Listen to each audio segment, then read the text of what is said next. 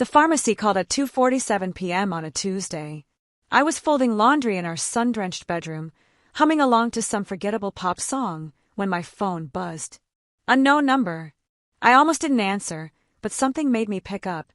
Hello, is this Emma Castellano? Yes, this is she.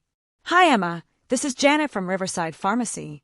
I'm calling because there's been an issue with a prescription pickup, and we need to verify some information with you directly. My stomach tightened. What kind of issue? There was a pause, the kind that feels like the floor is about to drop out from under you. Your husband, Dr. Marcus Castellano, picked up a prescription of mifepristone and misoprostol in your name yesterday. These are medications used for medical abortion. Our system flagged it because according to our records, you're currently 17 weeks pregnant based on your prenatal vitamins refill. I need to confirm, did you authorize this pickup? The room tilted. The laundry basket slipped from my hands, baby onesies scattering across the hardwood floor like tiny ghosts. I'm sorry, what did you say? Abortion pills, Emma. Your husband picked up abortion pills prescribed in your name. But you're pregnant. That's why I'm calling. This could be dangerous, even fatal if administered incorrectly at your stage of pregnancy. My hand flew to my belly, to the small but undeniable swell beneath my cotton dress. 17 weeks. My baby. Our baby. I didn't authorize anything, I whispered, my voice shaking. I would never. I didn't think so, Janet said, her voice dropping to something urgent and protective. Emma, I shouldn't be telling you this, but I've been a pharmacist for 23 years, and something about this felt very wrong. Your husband insisted these were for you, said you were too emotional to come in yourself. He showed his medical license and signed for them. But when I saw you were on prenatal care, I had to call. Thank you, I managed. Thank you for calling.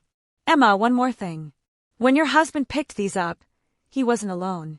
There was an older woman with him. She kept saying things like, make sure the dosage is right. We can't have any mistakes. I heard her clearly. I don't know who she was, but his mother, I breathed. That was his mother, Diane. I'm sorry, Emma. I'm so sorry. Please be careful. The call ended. I stood there, phone in my trembling hand, staring at the scattered baby clothes on the floor. The tiny blue romper I'd bought last week. The soft yellow blanket my best friend Sarah had given me at our intimate announcement dinner. My husband had picked up abortion pills in my name. My husband, the man who'd held me through morning sickness, who'd played Mozart to my belly every night, who'd promised to be the best father in the world. My husband was planning to kill our baby, and his mother was helping him. Let me tell you how I got here. Let me tell you about the perfect marriage that was really a perfect trap, and how I discovered that the man I loved had been hunting me for a decade. 3 months earlier, life had been beautiful. Marcus and I had been married for 2 years, together for 5. We'd met at a medical conference where I was working as an event coordinator.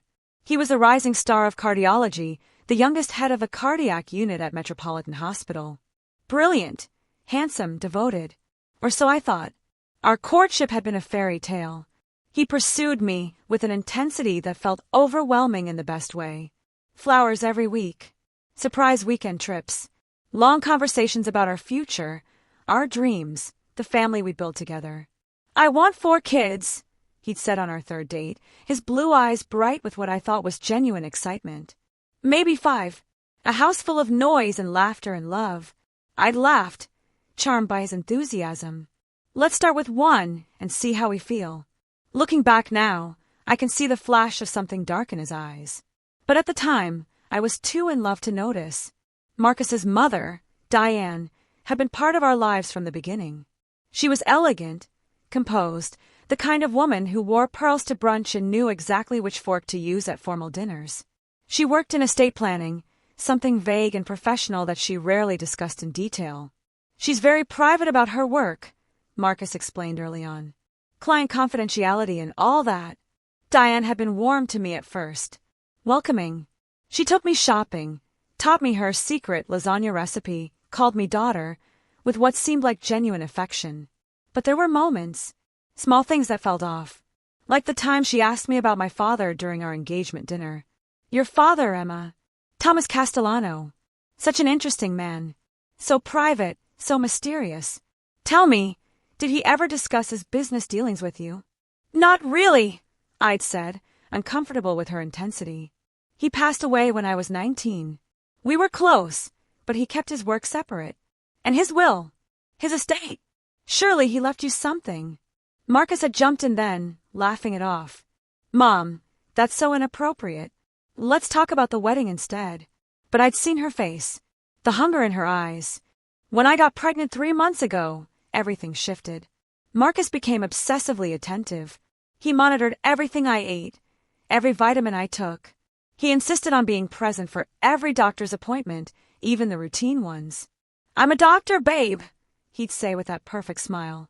I know what to look for. I want to make sure you and our baby get the best care possible. It felt like love, like protection. Now I know it was surveillance. Diane's visits increased. She came by almost daily, always with some excuse. Bringing food, checking on me, touching my belly with those cold, appraising hands. This baby is going to change everything, she'd said just last week, her eyes fixed on my stomach. Everything we've worked for. We. Not you. We. I'd noticed other things too. The way Marcus and Diane would exchange glances when they thought I wasn't looking. The hushed phone calls that ended abruptly when I entered the room. The locked study that Marcus claimed was just for patient files, but that he guarded like a vault. Why can't I go in there? I'd asked once, trying to keep my tone light. Medical privacy laws, If the hospital audits me and finds any breach, I could lose my license. It's nothing personal, but it felt personal. It felt like secrets. And now, standing in my bedroom with the pharmacist's words echoing in my mind, I knew exactly what those secrets were. My husband was planning to terminate my pregnancy without my knowledge or consent. The question was why? I didn't confront Marcus right away. Some instinct, some deep survival mechanism, told me to stay quiet, to watch, to wait. When he came home that evening, I was in the kitchen making dinner as usual. Chicken marsala, his favorite. Smells amazing, babe, he said, kissing my forehead. His hands moved to my belly, rubbing gentle circles. How's my little guy doing today? Active, I said, forcing a smile. Kicking up a storm. That's my boy. His voice was warm, affectionate. The perfect father-to-be. I wanted to scream. Instead, I stirred the sauce. How was work? I asked casually. Busy. Lost a patient on the table today. 72-year-old with a bad valve. We did everything we could, but sometimes, he shook his head. It's the part of the job I hate most. He sounded genuinely upset. Marcus was good at this. At seeming human. I'm sorry, I said softly. That must be hard. It is. He hugged me from behind, his chin resting on my shoulder. But coming home to you makes everything better. Diane called during dinner. Marcus took the phone into his study, the locked one. I heard his voice through the door, muffled but agitated. I told you, Mom, not yet. The timing has to be perfect. If she suspects anything. Silence as she spoke. I know what's at stake. Yes, I have them. No one suspects. I'll handle it. More silence. The lawyer confirmed the trust activates at 18 weeks. We're cutting it close, but we'll make it work. Everything will look natural. Tragic, but natural. My blood turned to ice. I moved away from the door before he could catch me listening and was back at the table, pushing food around my plate when he returned. Sorry about that, he said. Mom's stressed about some case at work. Everything okay? Yeah, just client drama. You know how she gets. Before I continue, please hit that like button and subscribe to the channel. Drop a comment telling me where you're watching from. I love hearing from you. And if this story resonates with you, share it with someone who needs to hear it. I nodded, playing along, but my mind was racing. 18 weeks. The trust activates at 18 weeks. I was 17 weeks pregnant. In 7 days, I'd hit 18 weeks. My father's trust, the one I'd never fully understood, the one his lawyer had mentioned vaguely after his death, saying it was time-locked and complex, and that I'd learn more when the conditions were met. Conditions I'd never bothered to investigate because I'd been young and grief-stricken and too overwhelmed to care about money. That night, after Marcus fell asleep, I slipped out of bed. My hands shook as I opened my laptop in the darkened living room, the screens glow harsh in the darkness. I searched for my father's lawyer, Theodore Winters. The name took me a moment to remember, buried under years of trying to forget the pain of losing Dad. Theodore Winters, estate attorney, Boston, Massachusetts. The firm's website was sleek and professional.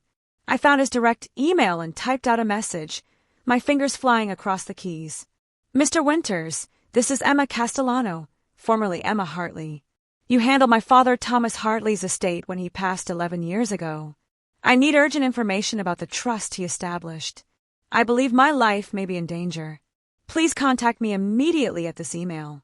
Do not call my phone. I hit send before I could second-guess myself. Then I did something else. Something that felt crazy but necessary. I went to the kitchen and found the bottle of prenatal vitamins Marcus gave me every morning. The bottle with his name on the prescription label, not mine. The bottle he'd been so insistent I take from, rather than the ones my OB had prescribed. I'd been taking them for 3 months without question. Now I looked at them closely. They looked like prenatal vitamins. The right color, the right size. But what if they weren't? I took one and sealed it in a plastic baggie. Evidence. Then I hid the bottle in the back of the pantry and replaced it with the prescription from my actual OB. If Marcus noticed, I'd know for sure something was wrong. I crept back to bed, my heart hammering. Marcus was still asleep, his breathing deep and even. I curled up on my side, one hand protectively over my belly. I'm going to protect you, I whispered to my unborn child. I promise. Whatever they're planning, I won't let them hurt you. But even as I made that promise, fear crawled through me. Because if Marcus was planning to give me abortion pills without my knowledge, then everything I thought I knew about my husband was a lie. And if Diane was involved, if this was about my father's trust, then this conspiracy went deeper than I could imagine. I thought about the pharmacist's warning. About the older woman who'd been with Marcus, making sure the dosage was right. They weren't just planning to end my pregnancy. They were planning to end me. Theodore Winters emailed me back at 6:47 a.m. I'd barely slept, checking my phone obsessively through the night. When I saw his name in my inbox, relief and terror flooded through me in equal measure. Miss Hartley, I am deeply concerned by your message. We need to speak immediately, but not via phone or email. Can you come to my office today? Come alone and tell no one. Your father suspected this day might come. There are things you need to know. I will clear my schedule for you. He included his office address and a note.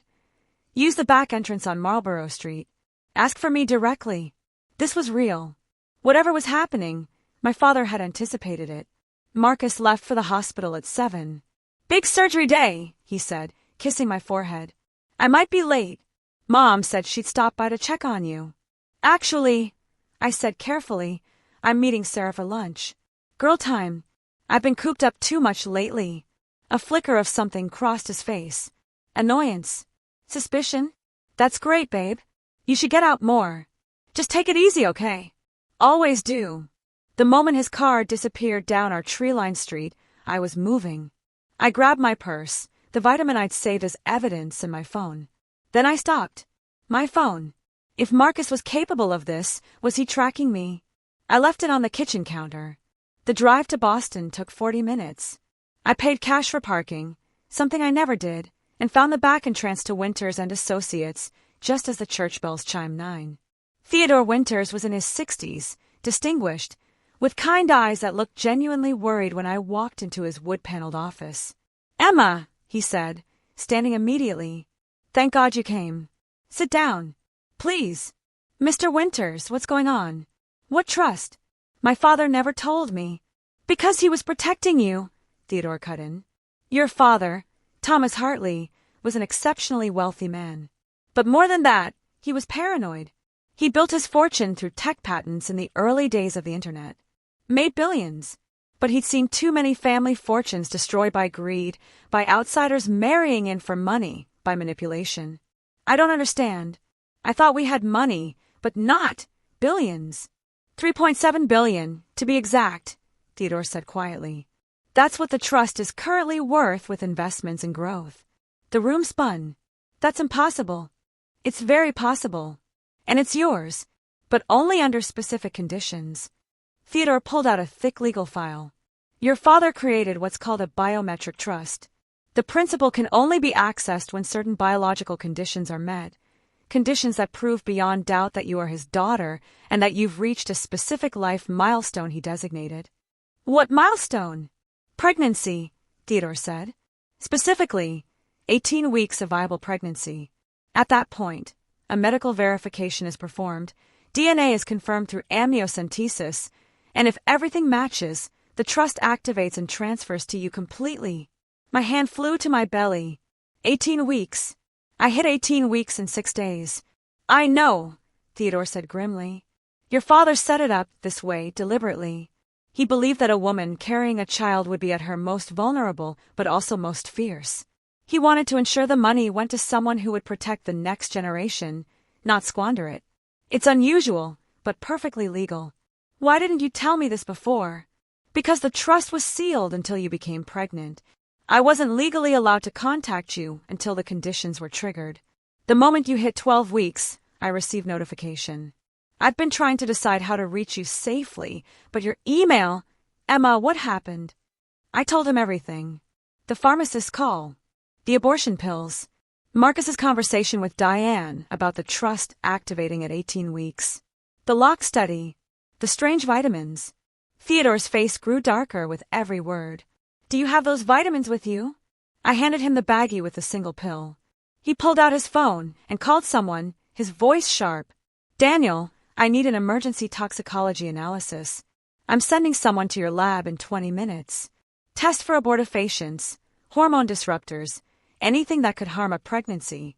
This is life or death. He looked at me. Daniel Carter is a forensic toxicologist I use for cases like this. He'll test this pill. If your husband has been poisoning you. Cases like this. I interrupted. This has happened before. Estate hunting, Theodore said bitterly. It's more common than you'd think. People marry targets for inheritance. They research, they plan, they wait for the perfect moment. Your father was terrified this would happen to you. That's why he made the trust so complex. Marcus, I whispered. He's a doctor.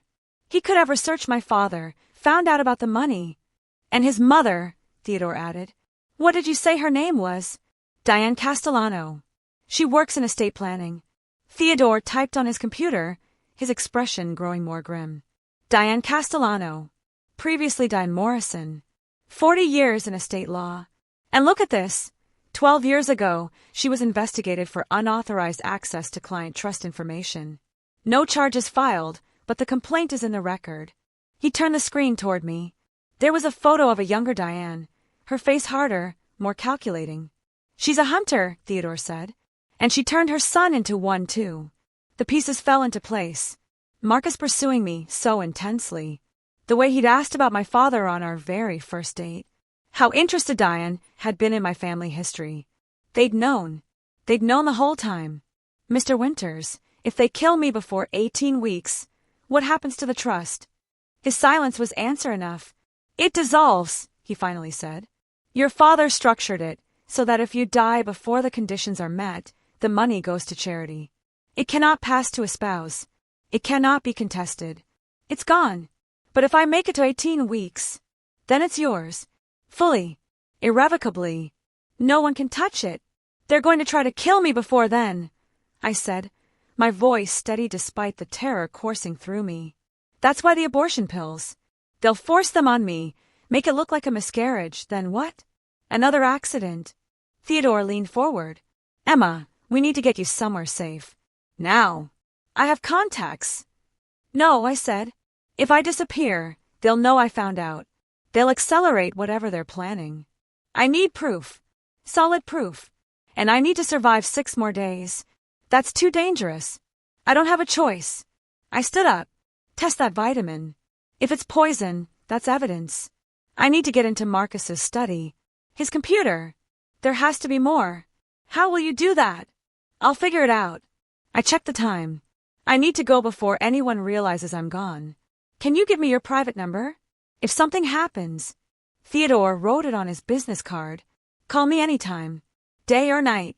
And Emma, your father left something for you. In case this day came. He pulled out a small envelope from the file, yellowed with age. On it, in my father's handwriting. For Emma, if she's fighting for her life. My eyes burned with tears as I took it. He loved you, Theodore said gently. Everything he did to protect you. I clutched the envelope to my chest. I wish he'd just told me the truth. He was paranoid that knowledge would make you a target. He wanted you to live a normal life until you were ready. Until you had something worth fighting for. I touched my belly. I do now. I opened my father's letter in my car, hands shaking so badly I could barely unfold the paper.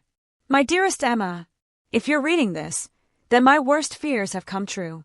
Someone has come into your life pretending to love you, but really hunting the fortune I built. I'm sorry, sweetheart. I'm so sorry I had to set things up this way, but I couldn't risk losing you to someone who only saw dollar signs. Trust Theodore completely. He's the only lawyer I ever trusted, and he has instructions to help you. There's something else you need to know. When you were 16, you had that summer flu, remember? You were so sick I took you to the hospital. They put you under sedation to run some tests. Emma, I had a subcutaneous biosensor implanted in your left shoulder blade. It's tiny, undetectable by normal examination, but it contains DNA verification data, a tracking beacon, and an emergency alert system. If you're in danger, press firmly on the spot 2 inches below your left shoulder blade for 5 seconds. Theodore will receive an alert with your location. I also recorded a holographic will. The technology was new then, but legal. It's stored in the biosensor. When the trust activates, you'll have my full testimony about why I structured things this way and what I suspected might happen. You are stronger than you know, Emma. You have my mind and your mother's heart. Fight for yourself. Fight for your child. Don't let them win. I love you more than all the money in the world. Dad. I sat in stunned silence.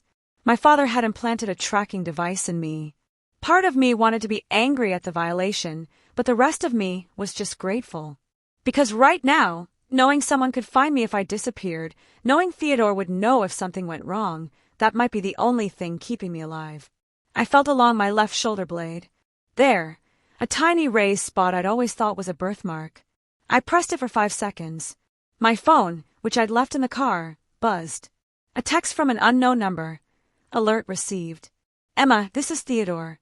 I see you found your father's gift. Your location is tracked. Stay safe. I drove home in a daze, arriving just as Diane was pulling up to the house. Perfect timing, or perfectly planned. Emma, darling. She emerged from her black Mercedes with a covered dish. I brought you some soup. You look pale. Are you feeling all right? Just tired, I said, forcing a smile. Pregnancy exhaustion. Of course. Her eyes scanned me, calculating. Marcus told me you're seeing a friend today. So he had told her. Checking up on me. Yes, Sarah and I are having lunch. Wonderful. But her smile didn't reach her eyes. Don't overdo it. These last few weeks before the second trimester ends are so critical. Anything could happen. The threat was barely veiled. I let her into the house because refusing would raise suspicion. She bustled into the kitchen, heating up the soup she'd brought. You know, she said casually, Marcus mentioned you've been having some stomach issues. Have you been taking those special vitamins he prescribed? My heart raced. Every day. Good. They're specially formulated. Very important you take those specific ones. The regular prenatal vitamins don't have the same concentration. Concentration of what? Poison. I'm religious about them, I lied. She watched me closely. Too closely. Diane, I said, deciding to test something. Can I ask you about estate planning? Since that's your field. Her expression sharpened with interest. Of course, dear. If someone had a trust that activated under specific conditions, and they died before those conditions were met, where would the money go? I watched her carefully. She was good, I give her that. But I saw it, the flash of recognition, quickly suppressed. Well, that would depend on how the trust was structured. Why do you ask? Just curious. My father had some complex estate stuff. I never really understood it.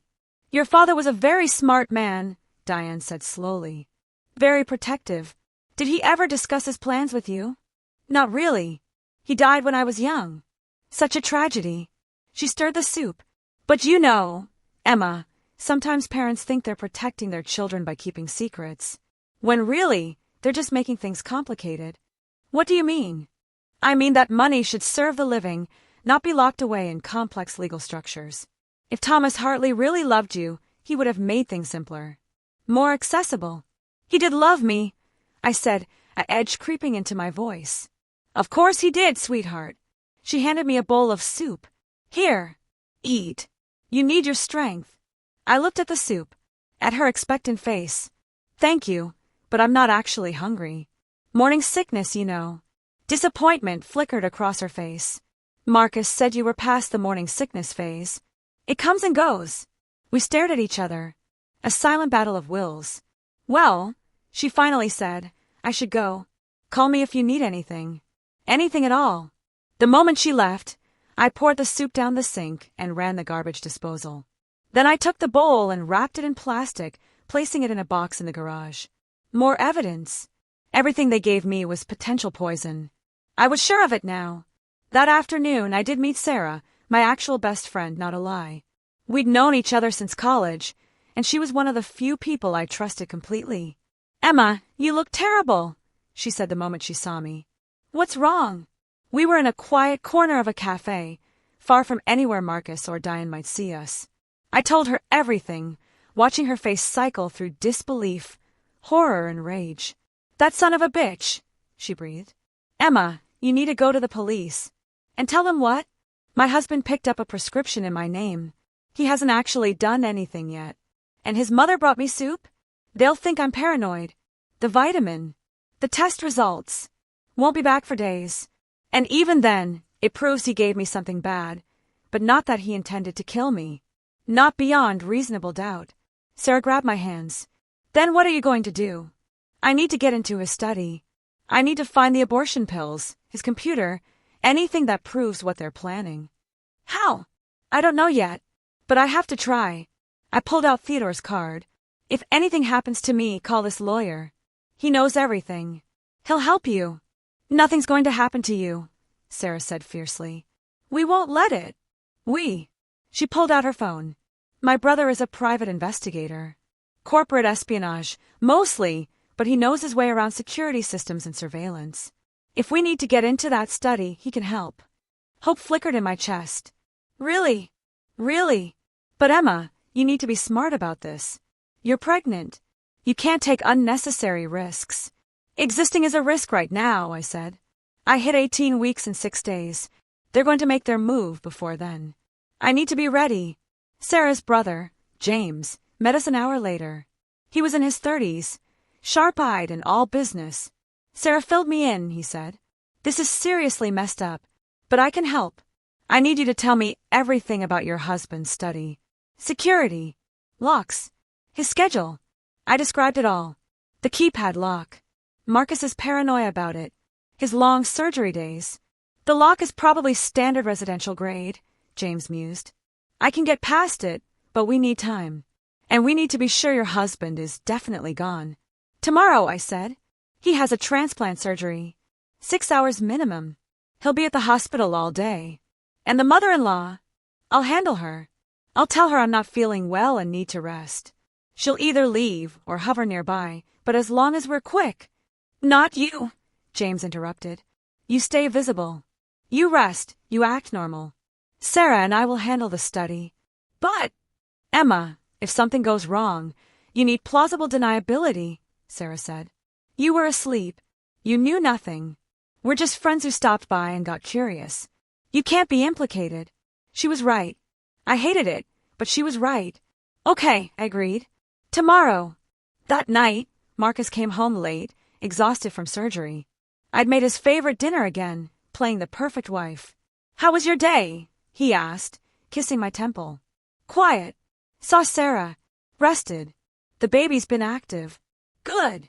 He put his hand on my belly, and I had to fight not to flinch. 6 more days until the 18-week mark. We should celebrate. Maybe a nice dinner out. That sounds lovely. 6 more days. He was counting too. After he fell asleep, I lay awake, one hand on my belly, feeling my baby move. Hold on, I whispered. Just hold on a little longer. Mommy's going to keep you safe. But even as I made that promise, I wondered, what would I find in Marcus's study tomorrow? And would it be enough to stop them? The next morning unfolded like a carefully choreographed dance. Marcus left at 6:30 a.m., kissing my forehead. Transplant day. I'll be in surgery until at least 3, maybe later. Good luck, I said, smiling up at him. Save a life. The irony wasn't lost on either of us, though he didn't know I knew. Diane called at 8 a.m., like clockwork. Just checking on you, sweetheart. Actually, I'm not feeling great, I said, injecting just enough weakness into my voice. Dizzy. Nauseous. I think I'm going to stay in bed today. Do you need me to come over? No. Sarah's stopping by later to check on me. I just need rest. A pause. All right, but call me if you need anything. She didn't like it, but she accepted it. Sarah and James arrived at 10 a.m. through the back door. James had a small toolkit and a device that looked like something out of a spy movie. Standard wireless keypad, he confirmed, studying Marcus's study door. I can crack this in under 2 minutes. I watched from the bedroom doorway, my heart hammering. What if there's an alarm? Then we aboard, and I wipe any evidence we were here. He attached the device to the keypad. But my guess? He's arrogant. He thinks this lock is enough. 90 seconds later, the lock clicked open. We're in, James said. Sarah, start with physical evidence. Papers, files, anything labeled or hidden. Emma, describe his computer. Desktop, left side of the desk. Password protected. Of course it is. James sat down and pulled out a USB drive. This will take a few minutes. I hovered in the hallway, listening for any sound of someone approaching, while Sarah began photographing everything with her phone. Oh my God, Sarah breathed. Emma, you need to see this. I moved to the doorway. Sarah was holding up a file labeled Hartley Estate Research. Inside were printed articles about my father, about his death, about his patents and business dealings, and underneath all of that, a handwritten timeline in Marcus's neat script. Year 1, establish contact with Emma at medical conference. Build rapport. Year 2, initiate romantic relationship. Gain trust. Year 3, propose. Secure legal tie. Year 5, achieve pregnancy. Final phase begins. My legs nearly gave out. 5 years. Our entire relationship had been a lie from the very first moment. There's more, Sarah said, her voice shaking. She held up another document. A contract between Marcus and Diane, signed and notarized. In the event of successful acquisition of the Hartley Trust, assets will be divided 60% to Diane Morrison Castellano, 40% to Marcus James Castellano, after elimination of Emma Hartley Castellano is confirmed complete. Elimination. The word was so cold, so clinical. Got it, James said suddenly. His computer is open. Holy hell, this guy kept records of everything. On the screen was a folder labeled Project Emma. Inside were dozens of files, medical records, financial projections, and a document titled Final Phase Protocol. James opened it. The details made my blood run cold. Day -6 to -4, current continue administration of uterine weakening supplements disguised as prenatal vitamins. Subject should experience mild cramping and spotting. Day -3, increased dosage. Monitor for early labor signs. Day -2, if labor has not begun naturally, administer mifepristone, abortion pill, via evening beverage. Subject will assume miscarriage is natural. Day -1 to day 0, subject will likely be in severe distress, possibly hemorrhaging. Transport to hospital for emergency care. Alert ER that subject has history of emotional instability and may refuse proper treatment. Day 1. During medical crisis, ensure subject receives complication in treatment. Anesthesia overdose or medication error most plausible. Death certificate will read, pregnancy complication/medical emergency. Day 7. After appropriate grieving period, access trust funds via rights of widower to any assets acquired during marriage that were not explicitly protected in prenatal agreement. Note: Emma signed no prenatal agreement. Day 30. Transfer funds per agreement with DMC. If this story is making your blood boil like mine was, make sure you're subscribed and hit that notification bell so you don't miss what happens next. Trust me, the revenge gets so much better. Your support means everything to this channel. I read it twice, 3 times, unable to process that my husband, the man who'd held me during thunderstorms, who'd promised to love me forever, had written this, had planned my murder with the cold efficiency of a surgical protocol. "Emma," Sarah whispered, "we have to get you out of here. Now." "No," I said, my voice surprisingly steady. "We photograph everything. We download everything. We take the physical files. And then we go to Theodore Winters with evidence so airtight that Marcus and Diane never see daylight again." "What if they come back early?" James asked. "Then we run. But we're not leaving without this." I pointed to the screen. "This is my life. My baby's life. I need it." For the next 20 minutes, we worked with silent efficiency. James downloaded every file from Marcus's computer to an encrypted drive. Sarah photographed every page of every document. I searched the study for anything else and found it in a locked desk drawer James easily picked. The abortion pills, still in the pharmacy bag with my name on the label, and next to them a vial of clear liquid labeled oxytocin, high concentration, restricted use. "What is that?" Sarah asked. "It induces labor," I said, my hands shaking as I held it. "In high doses, it causes violent contractions. It could kill me and the baby both." That was his backup plan. If the pills didn't work, he'd force me into lethal labor. James bagged everything as evidence. "We have enough. Let's go." We locked the study behind us, resetting the keypad. If Marcus checked, everything would look undisturbed. He'd have no idea we knew. "What now?" Sarah asked as we stood in my living room, surrounded by evidence of my husband's plot to murder me. "Now I call Theodore Winters," I said, "and we prepare for war." I picked up my phone and dialed. Theodore answered on the first ring. "Emma, I have everything," I said. "Every file, every document, proof of the entire conspiracy. Can you meet me?" "I'll come to you. Don't go anywhere. Don't let your husband know you know." "There's something else," I said. "The toxicology report on the vitamins. Did it come back?" "Yes," Theodore said, his voice grim. "Emma, those vitamins contained misoprostol, one of the abortion drugs, in low, incremental doses. He's been poisoning you for weeks, trying to weaken the pregnancy slowly, so when he gave you the final dose, it would look like a natural miscarriage." The room tilted. Sarah grabbed me before I could fall. "How long?" I asked. "How long have I been taking them?" "Based on the prescription date Marcus filed, about 6 weeks. 6 weeks of poison. 6 weeks of my husband slowly trying to kill my baby while smiling at me, kissing me, pretending to love me." "I'm on my way," Theodore said. "Hold tight." But I couldn't hold tight, because at that moment, my phone buzzed with a text from Marcus. "Surgery finished early. Patient didn't make it. Coming home now. Be there in 20 minutes. My blood turned to ice. "He's coming home," I said. "Now." Sarah grabbed my arm. "Then we leave. Right now." "Where?" "If I run, he'll know I found out. He'll accelerate the plan. I couldn't finish the sentence. James was already moving. "No. We stand our ground. But we don't do it alone." He pulled out his phone. "I'm calling a friend at the state police.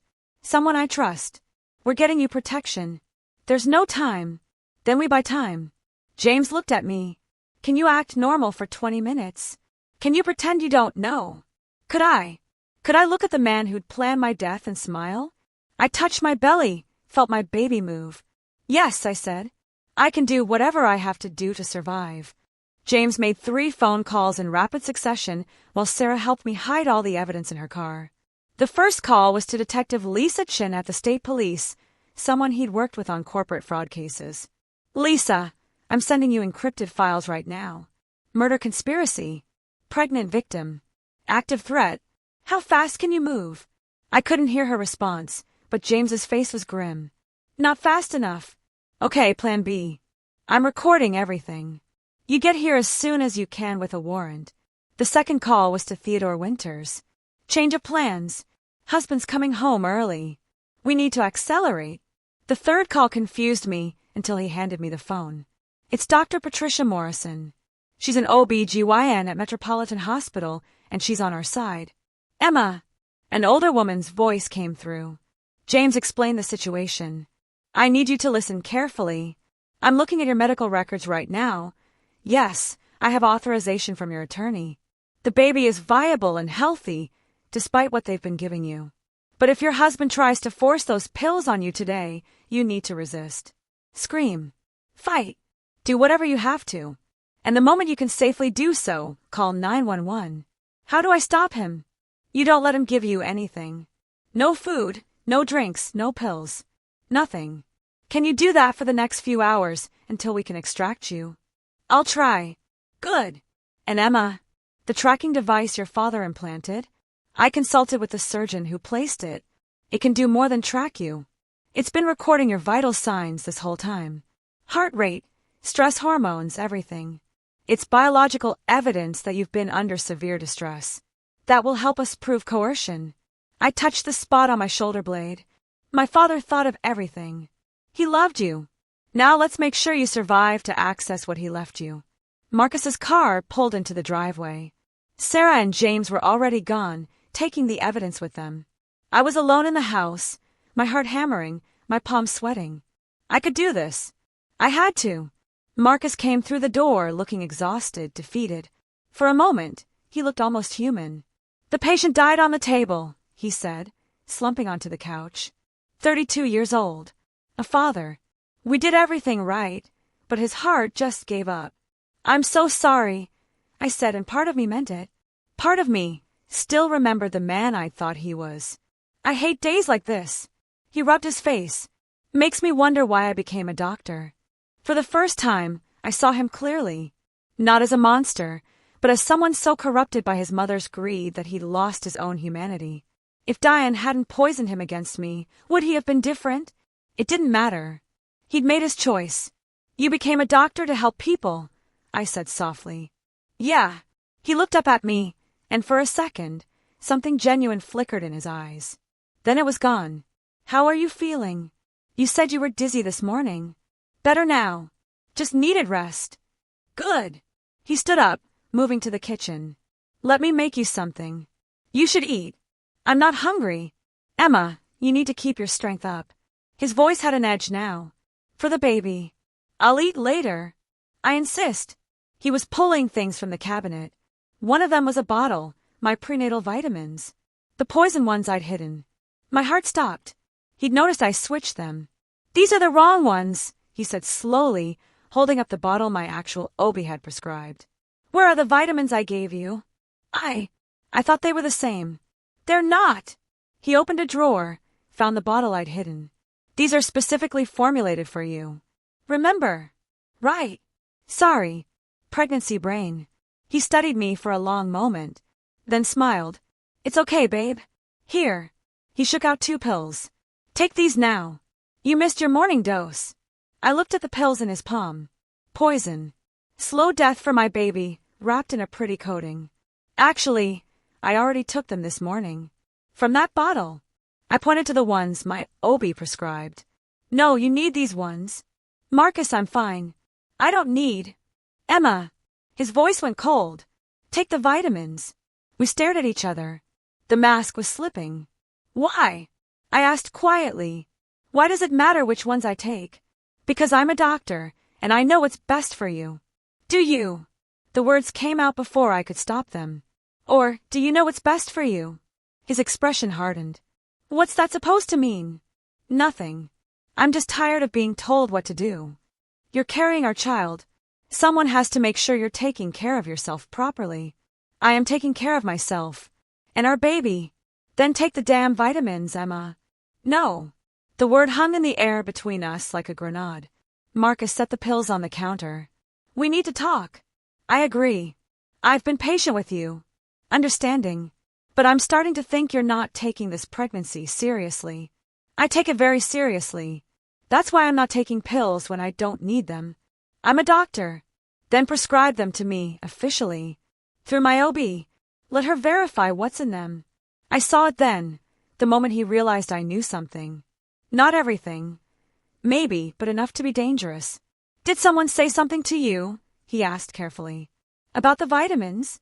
Should they have? Emma, what's going on? My phone buzzed in my pocket. A text from Theodore. Police are 15 minutes away. Hold on. 15 minutes? An eternity.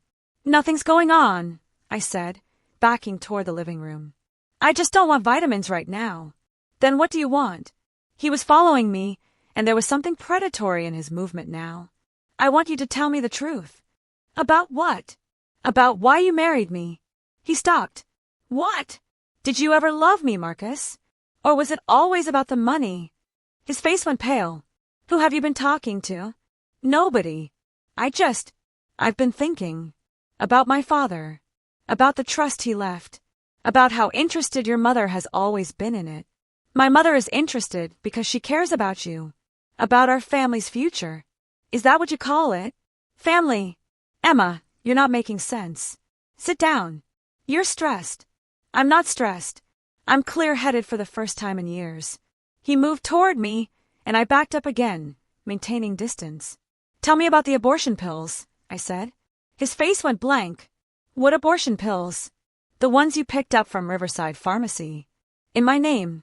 For a pregnancy I'm trying to keep. The color drained from his face completely. Who told you that? Does it matter? That pharmacist, she had no right. That's a violation of what? Your plan. We stared at each other. The truth was out, hovering between us like poison gas. Emma, he said carefully, I can explain. Please do. Those pills, they were for a patient. I just used your name because... Because what? Because you're planning to force them on me? Because you've been poisoning my prenatal vitamins for 6 weeks trying to kill my baby? Because you and your mother are waiting for me to die so you can take my father's money? His expression shifted from panic to calculation. You've been in my study. Does it matter? That's a violation of my medical privacy. Murder is a violation of my right to live. He lunged for me. I'd been ready. I ran for the front door, but he was faster, grabbing my arm. Emma, stop. You don't understand. Let go of me. Just listen. Help! I screamed as loud as I could. Somebody help me. Our neighborhood was quiet, but not empty. Curtains twitched in windows. Someone would have heard. Marcus's hand clamped over my mouth. Stop screaming. We can work this out. If you just listen. I bit his hand as hard as I could. He jerked back with a curse, and I ran, not for the front door but for the kitchen. For my phone.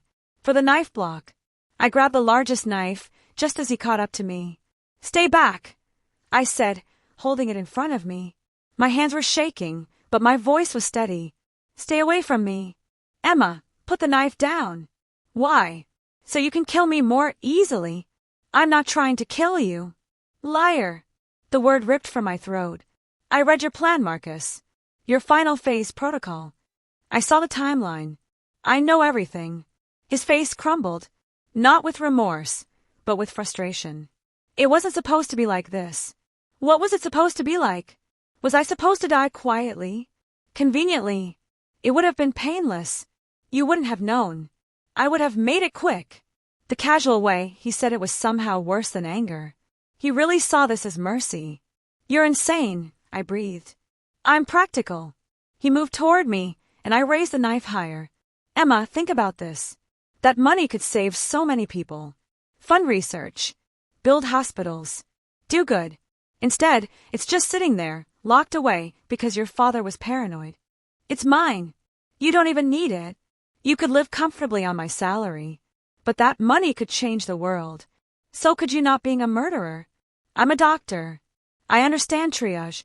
Sometimes you have to sacrifice one life to save many. I'm not a patient. I'm your wife. You're an obstacle, he said, and the truth of it was like a physical blow. You've always been an obstacle. A necessary one, but an obstacle nonetheless. Sirens wailed in the distance. Marcus heard them too. His expression shifted to panic. What did you do? I called the police before you got home. You're lying. You didn't have time.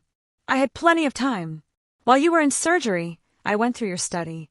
I found everything, Marcus. Every file. Every document. The abortion pills. The oxytocin. Your contract with Diane. All of it. That's impossible. The study was locked. Not anymore. The sirens were getting closer. Marcus looked toward the door, then back at me. I saw him calculating. Could he get to me, force the pills down my throat, Stage the scene before the police arrived? Don't even think about it, I said. Emma, if you do this, you'll ruin everything. My career. My mother's life. Your baby will grow up without a father. My baby will grow up alive. That's all that matters. The siren stopped outside. Car doors slammed. Heavy footsteps on the front walk. Last chance, Marcus said. We can tell them this was a misunderstanding. That you're hormonal, confused. We can make this go away. No, I said. We can't. The front door burst open. I'd unlocked it when he grabbed me, a deliberate choice. Police. Show me your hands. Officers flooded into my house, guns drawn. They saw Marcus, saw me with the knife, and immediately moved to separate us. She attacked me. Marcus said immediately. She's been unstable.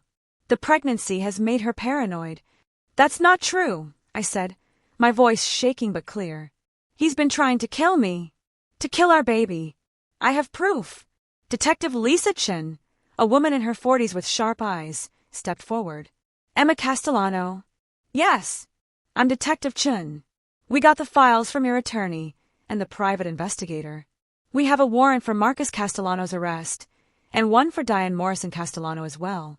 Officers are picking her up now. Marcus's face went white. This is insane. I'm a doctor. I save lives. You plan to end one, Detective Chun said coldly. Marcus Castellano, you're under arrest for conspiracy to commit murder, attempted murder, and fraud. You have the right to remain silent. I watched them handcuff my husband, the man I'd loved, the man who'd planned my death with clinical precision. He looked at me as they led him away. You'll regret this, Emma. That money will destroy you just like it destroyed your father. At least I'll be alive to be destroyed, I said. And then he was gone. The next 3 days were a blur of police interviews, medical examinations, and lawyer meetings. Theodore Winters became my constant companion, shielding me from the media circus that erupted the moment news broke. Prominent cardiologist arrested for plot to murder pregnant wife for inheritance. The toxicology reports on the vitamins were damning. Not just misoprostol, but also progesterone blockers that would have weakened the pregnancy to the point of inevitable miscarriage. Dr. Patricia Morrison examined me and confirmed that despite 6 weeks of poisoning, my baby was still viable. Your father's genetics, she said with a small smile. Stubborn like him. They arrested Diane at her office, and she went down screaming that I was a liar, a manipulator, a girl who'd seduced her son for his medical knowledge.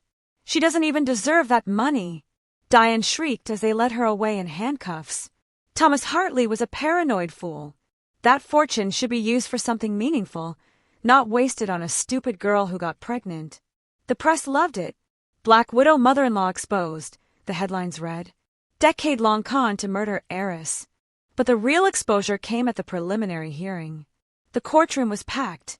Media, spectators, and, to my surprise, representatives from multiple women's rights organizations. My case had become symbolic of something larger. Women targeted for their wealth, their partners revealed as predators. Marcus and Diane sat at separate defense tables. They weren't allowed to sit together, not after it was revealed they'd been coordinating their stories. Marcus looked diminished in his orange jumpsuit, his perfect doctor persona shattered. Diane looked furious, her elegant composure cracked and oozing venom. Theodore stood beside me as the prosecutor, Assistant DA Catherine Wells, presented the evidence. Your Honor, the state will prove that Marcus Castellano and his mother, Diane Morrison Castellano, engaged in a decade-long conspiracy to defraud and murder Emma Castellano for her inheritance. We have physical evidence, digital evidence, testimonial evidence, and, most compellingly, recorded biological evidence that we will now present. She nodded to a technician who set up a large screen. What you're about to see and hear comes from a subcutaneous biosensor implanted in the victim with her consent when she was 16 years old by her father, Thomas Hartley. This device has been recording her vital signs and ambient audio for 11 years. The following clips are from the last 3 months. The first audio clip played. Marcus's voice, recorded through the biosensor, picking up vibrations from my body. Mom, I'm telling you, she suspects nothing. The vitamins are working. She's having cramping. By next week, the pregnancy should be weak enough that 1 dose of mifepristone will finish it. Diane's voice. And you're certain she'll die from the hemorrhaging? Either that, or the anesthesia error I have planned at the hospital. Either way, she won't make it to 18 weeks. Gasps rippled through the courtroom. The second clip was worse. Marcus and Diane in my own living room, thinking I was asleep upstairs. She's signing the life insurance policy change tomorrow, Marcus said.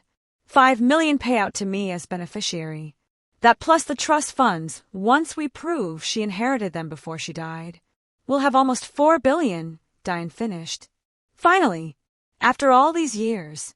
I almost feel bad, Marcus said. She's not a terrible person. She's an obstacle, Diane snapped. Thomas Hartley stole the opportunity of a lifetime from me when he fired me. This is justice. This is what we're owed. The third clip was the most damning. Marcus on the phone just days before his arrest. The oxytocin is the backup plan. If she won't take the pills voluntarily, I'll inject her while she's sleeping. Force her into labor. The baby will die, she'll hemorrhage, and I'll be the grieving husband who tried everything to save them. No one will suspect. Dead silence in the courtroom. Marcus's lawyer stood up. Your Honor, these recordings were obtained without my client's knowledge. They were obtained by the victim protecting herself. Catherine Wells cut in. And they're legally admissible under surveillance laws when there's reasonable suspicion of a crime being planned. Emma Castellano had every right to record conversations about a plot to kill her. The biosensor was implanted by her father, the lawyer protested. With documented medical consent, Theodore interjected, standing. I have the signed forms from when Emma was 16. She knew about the device. She consented, and it saved her life. The judge, a stern woman in her 60s, looked at Marcus with open disgust. I've heard enough. Bail is denied for both defendants. They will remain in custody pending trial. Your Honor! Diane's lawyer jumped up. My client has no prior record. Your client conspired to murder a pregnant woman for money, the judge said flatly. She's a flight risk and a danger to the victim. Bail denied. As they led Marcus and Diane away, Diane turned to scream at me. You vindictive little bitch. You don't deserve that money. You're nothing. You're nobody. Your father was a paranoid freak who... Enough, the judge barked. Remove her. Guards dragged Diane out, still screaming. Marcus went quietly, but as he passed me, he whispered, I did love you. At first, before I knew who you were. I didn't respond. There was nothing to say to that. Outside the courthouse, Theodore shielded me from the reporters shouting questions. Emma, how do you feel? Will you keep the baby? What will you do with the money? Do you forgive your husband? I stopped at the microphone Theodore had set up against his advice. But I needed to say something. For me. For my baby. For every woman who'd been targeted this way. Marcus Castellano and Diane Castellano hunted me. I said, my voice steady despite the cameras and the chaos. They researched me, pursued me, married me, and tried to murder me, all for money. They almost succeeded. If not for a pharmacist who cared enough to call, if not for my father's paranoid protections, I would be dead. My baby would be dead. I touched my belly, and I felt my child move in response. I will not forgive them. I will not show mercy. They showed me none, and I will use every resource at my disposal to make sure they never hurt anyone else. What about the inheritance? The reporter shouted. It's mine, I said simply.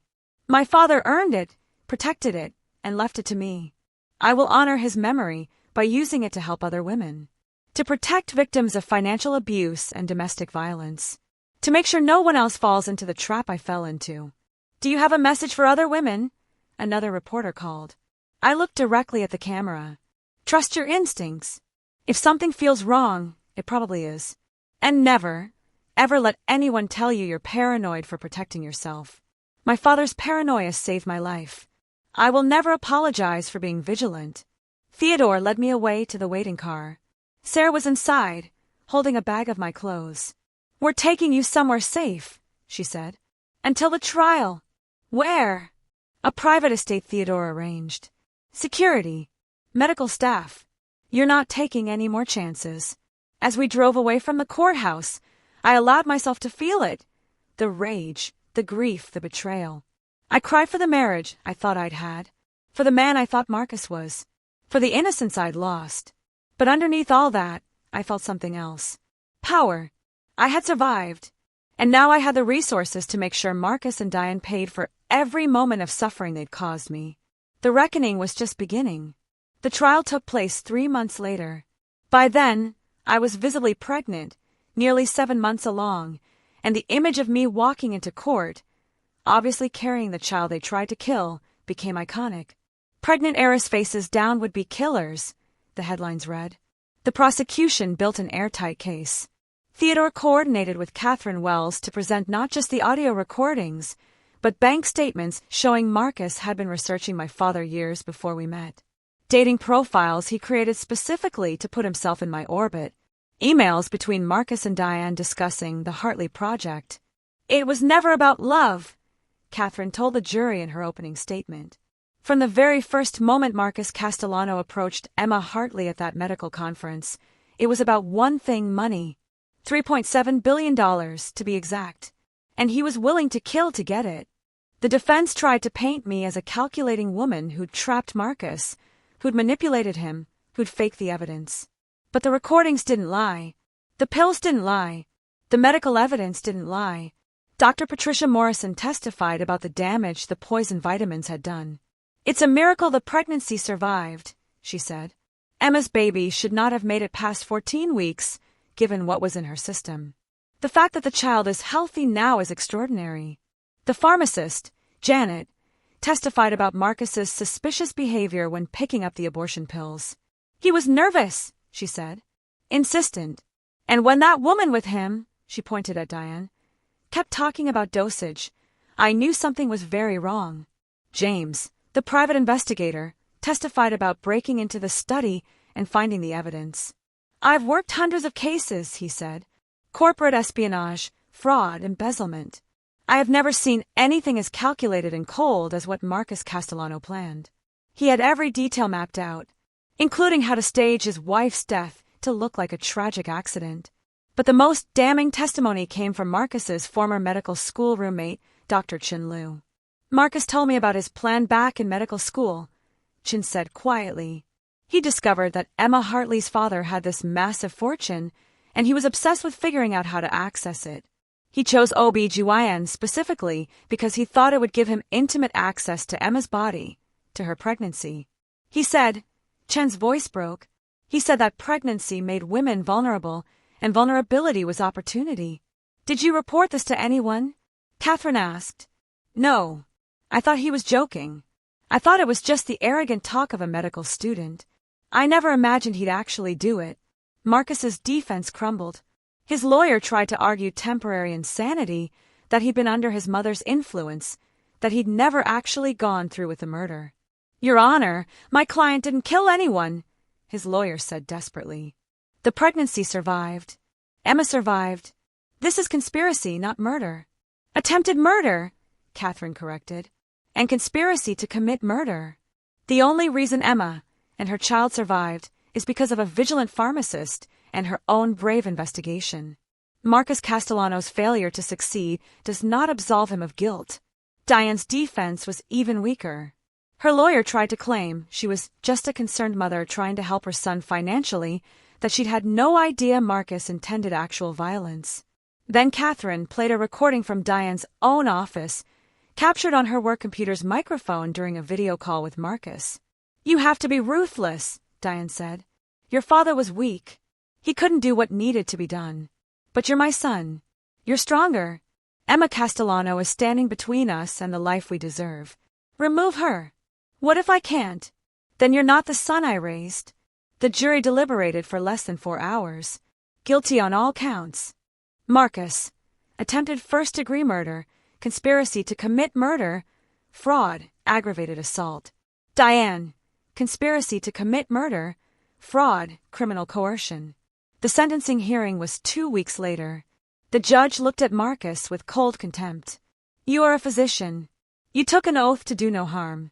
Instead, you spent a decade planning to murder your wife for financial gain. You poisoned her. You planned to force her into lethal labor.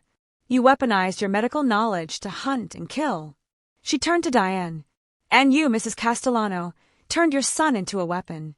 You corrupted him from medical school onward, teaching him that human life was secondary to wealth, that murder was acceptable if the prize was large enough.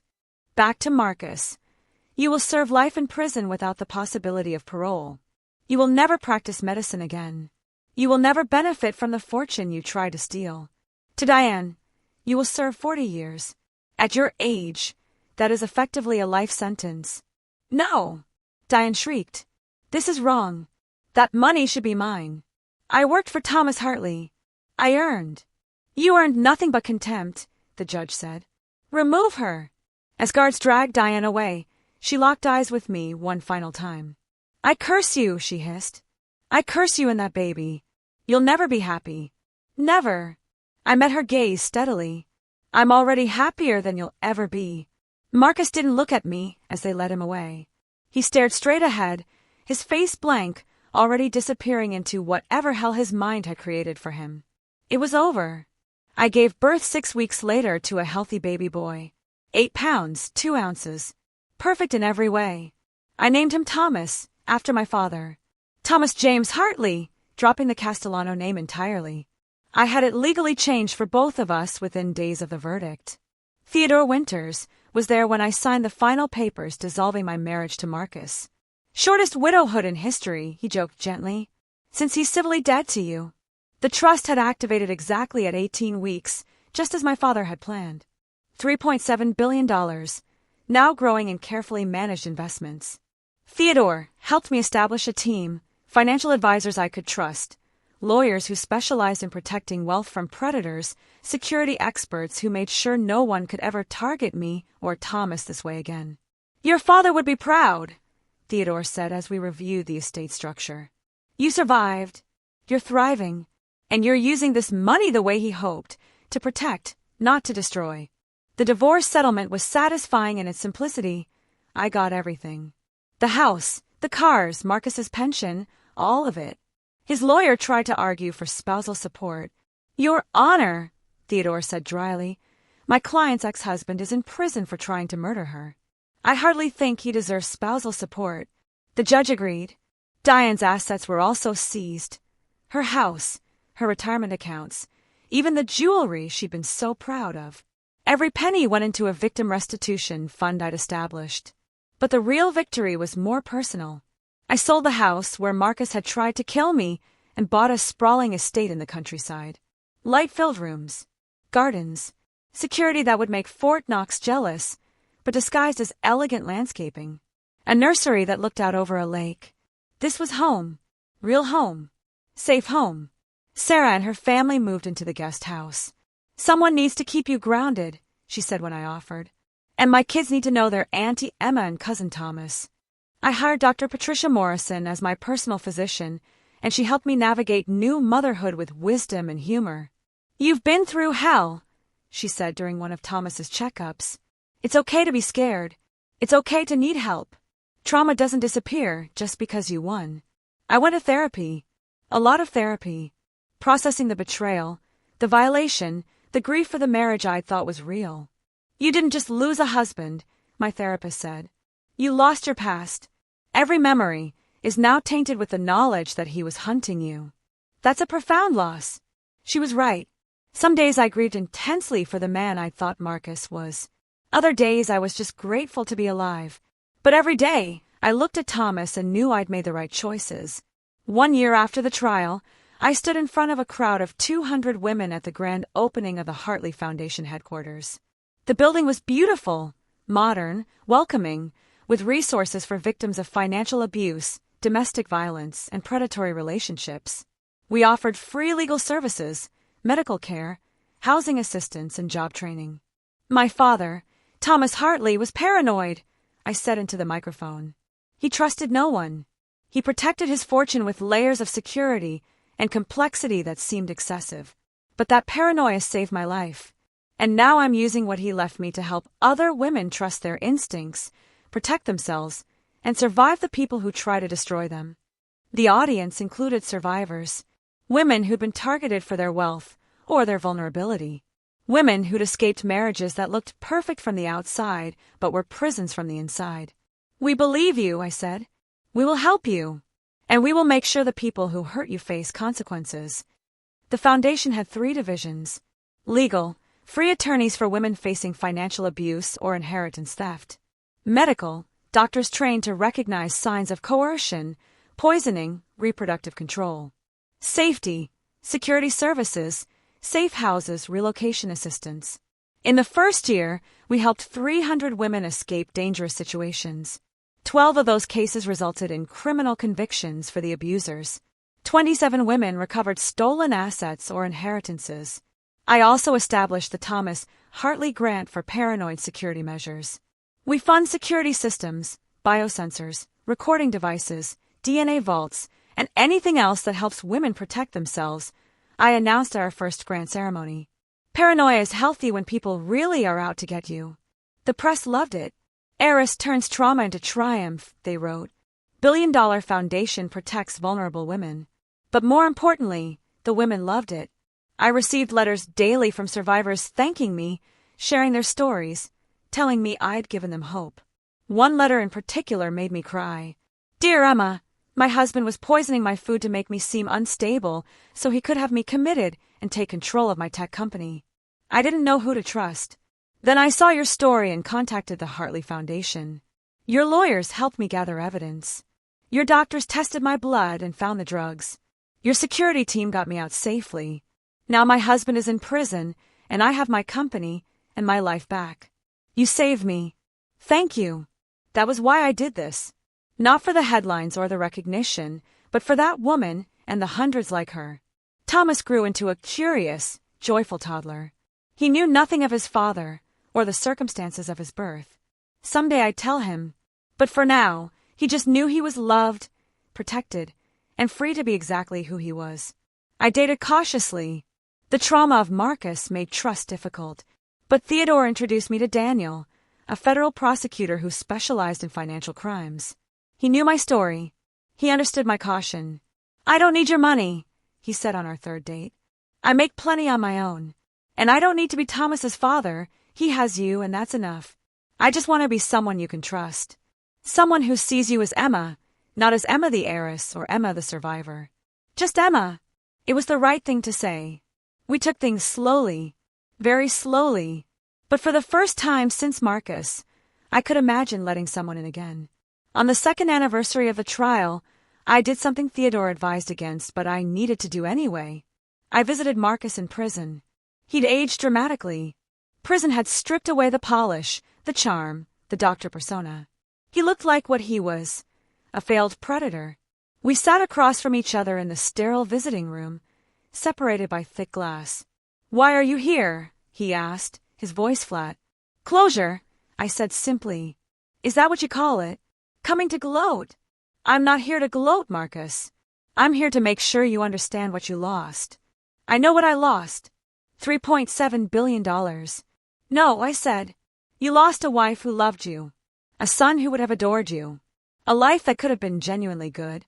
You lost your career, your freedom, your mother's love, because yes, she blames you now for everything. You lost your humanity. I never had that to begin with, he said bitterly. My mother made sure of it. That's not an excuse. You're an adult. You made choices. Choices shaped by years of conditioning. You don't know what it was like, growing up with Diane. Everything was about money, success, winning. Love was conditional. Affection was transactional. I became exactly what she designed me to be. I don't care, I said, and I meant it. Your childhood doesn't justify trying to murder me. I never wanted to hurt you, he said quietly. I just wanted the money. Those two things aren't separable, Marcus. You can't kill someone and claim you didn't want to hurt them. He looked down at his hands. Do you hate me? I did. For a long time. Now I just feel sorry for you. Don't, he said sharply. I don't want your pity. Too bad. You have it. Because I have everything you wanted. The money, yes, but more importantly, I have freedom. I have my son. I have a life with meaning. What do you have? 40 more years in a cell. Exactly. I stood up. I came here to tell you that I've won. Not just the money or the trial. I've won at life. And you'll spend the rest of yours knowing that the woman you tried to destroy is thriving while you rot. Emma! I'm not finished. I also came to thank you. He looked confused. Thank me? You showed me what real danger looks like. You taught me to trust my instincts. You proved my father was right to be paranoid. Because of you, I'll never be vulnerable again. I'll never trust blindly. I'll never let anyone make me feel crazy for protecting myself. That's not the lesson I wanted to teach you. Too bad. It's the one you taught. I picked up my bag. I'm going to live a long, happy life, Marcus. I'm going to raise our son.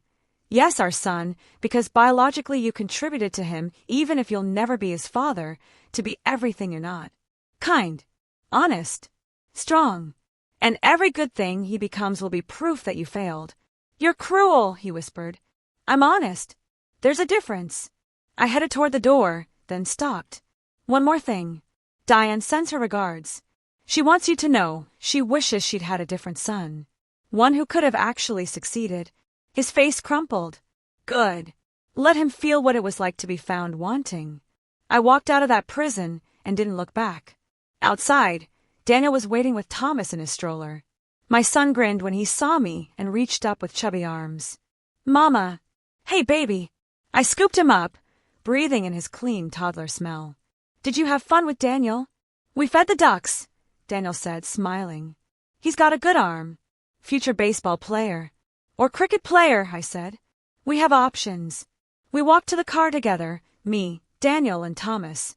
A family that chose each other, not one built on lies. As we drove away from the prison, I caught a glimpse of it in the rearview mirror. Marcus was in there somewhere, living with the consequences of his choices. And I was out here free. I thought about my father, about the paranoid genius who'd loved me enough to implant a tracking device in my body, about the complex trust that saved my life, about all the ways he tried to protect me from exactly what happened. I get it now, Dad, I whispered.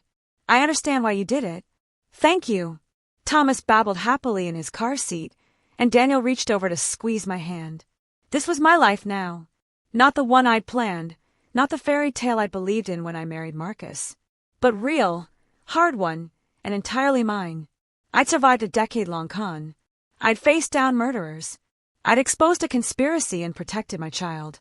I was stronger than Marcus ever knew, stronger than even I had known. And as we drove toward home, toward my estate, toward my foundation, toward my future, I smiled. Because the woman Marcus tried to kill was dead? She died the moment I picked up the phone and heard a pharmacist say abortion pills. In her place was someone new, someone fiercer, someone who would never be hunted again, someone who had won. Thank you for staying until the end. If this story gave you the justice you needed to see, check out the other videos on screen. They're just as satisfying. And if you haven't subscribed yet, what are you waiting for? See you in the next story.